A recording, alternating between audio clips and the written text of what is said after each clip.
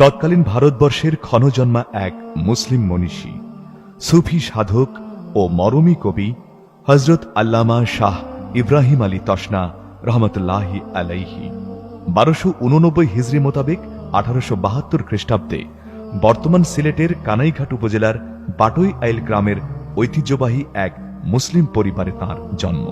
পিতা মাওলানা শাহ আব্দুর রহমান কাদরি রহমতুল্লাহি আলাইহি কাদেরি তরিকার একজন পীর ও ইসলাম প্রচারক ছিলেন।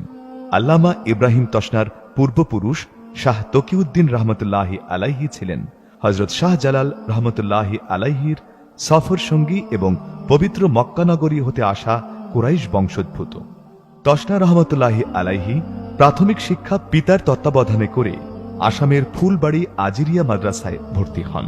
মাওলানা আব্দুল ওহাব চৌধুরী রহমতুল্লাহি আলাইহি এর সাহচর্যে ইসলামী শিক্ষার পাঠ শুরু করে প্রথম মেধার স্বাক্ষর রাখেন তিনি।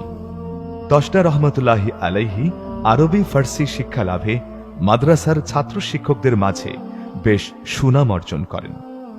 1889 সালে দারুল উলুম দেওবন্দে ভর্তি হয়ে তিনি হাদিস শাস্ত্রে প্রথম স্থান অধিকার করেন।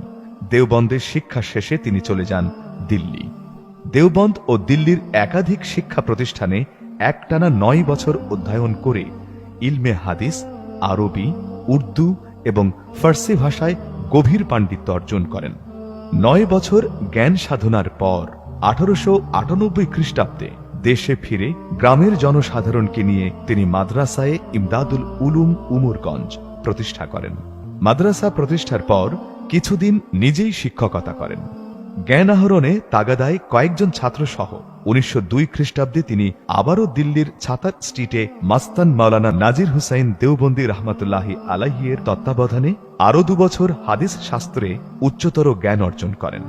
ওস্তাদ জ্ঞানের তীব্র পিপাসা দেখেই তাকে তসনা অর্থাৎ পিপাসু উপাধিতে ভূষিত করেন। প্রাতিষ্ঠানিক শিক্ষা সমাপ্তির পর তসনা রহমতুল্লাহি আলাইহি কিছুদিন হাকিমুল উম্মত হযরত মাওলানা আশরাফ আলী থানভী রহমতুল্লাহি আলাইহির খিদমতে থেকে তার মুরিদ হন এবং 1 মাসের মধ্যেই পূর্ণ খিলাফত লাভ করে 1905 খ্রিস্টাব্দে দেশে ফিরে মারিফাতের পাশাপাশি বিভিন্ন এলাকায় শিক্ষা প্রতিষ্ঠান চালু করেন।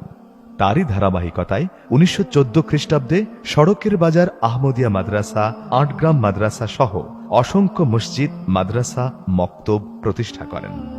1906 খ্রিস্টাব্দে তৎকালীন আসাম অঞ্চলের প্রথম ইসলামী জলসার সূচনার পাশাপাশি ব্রিটিশ বিরোধী স্বাধীনতা সংগ্রামের এক উল্লেখযোগ্য অধ্যায় খেলাফত আন্দোলন, সর্বভারতীয় খেলাফত আন্দোলনের নেতা মাওলানা মোহাম্মদ আলী এবং শাইখুল হিন্দ মাওলানা মাহমুদুল হাসান রহমতুল্লাহি আলাইহির নির্দেশে ইব্রাহিম তসনা রহমতুল্লাহি আলাইহি সিলেট ও আসামের ময়দানে ঝাঁপিয়ে পড়েন।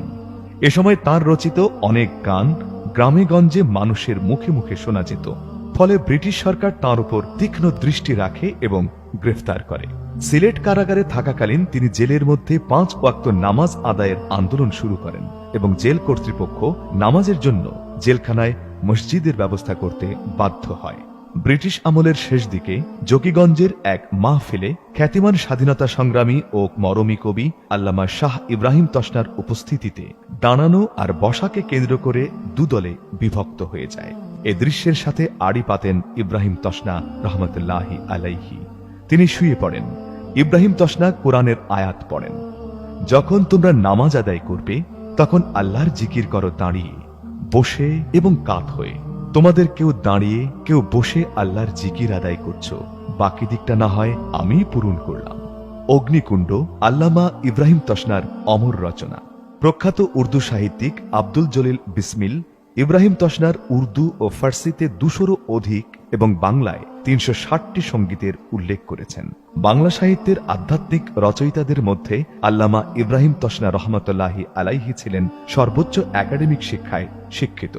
তার রচনাবলী বৈশিষ্ট্য সমৃদ্ধ এবং এতে রূপকের ব্যবহার অত্যধিক।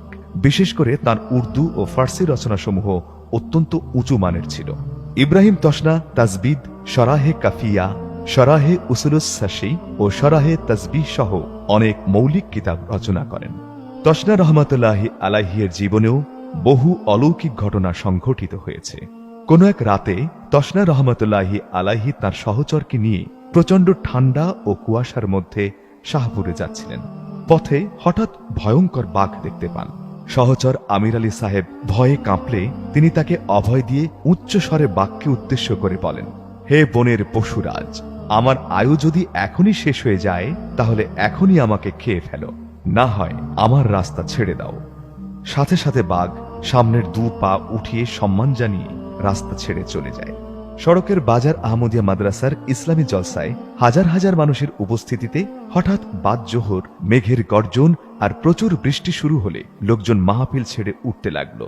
তখন তসনা সাহেব সবাইকে বসতে বলে তিনি স্টেজ থেকে বিশাল সামিয়ানার চতুর্দিকে হেঁটে এসে স্টেজে বসে দোয়া করলেন। সাথে সাথে বৃষ্টি থেমে যায়, কিন্তু মাহফিলের কয়েক হাত দূরে চতুর্পাশে প্রচুর বৃষ্টি হতে দেখা যায়। এ দৃশ্য দেখে উপস্থিত জনতা সেদিন ভীষণ অবাক হন। এছাড়া তার আরো অসংখ্য কেরামতির নজির রয়েছে। ক্ষণজন্মা এ মনীষী 1931 সালের 2 সেপ্টেম্বর বাংলা 1338 সালের ভাদ্র মাসের শেষ জুমাবার 63 বছর বয়সে কলেরা রোগে আক্রান্ত হয়ে মহান রবের ডাকে সাড়া দিয়ে চলে যান। আল্লাহ পাক তাকে জান্নাতের উঁচু মাকাম দান করুন।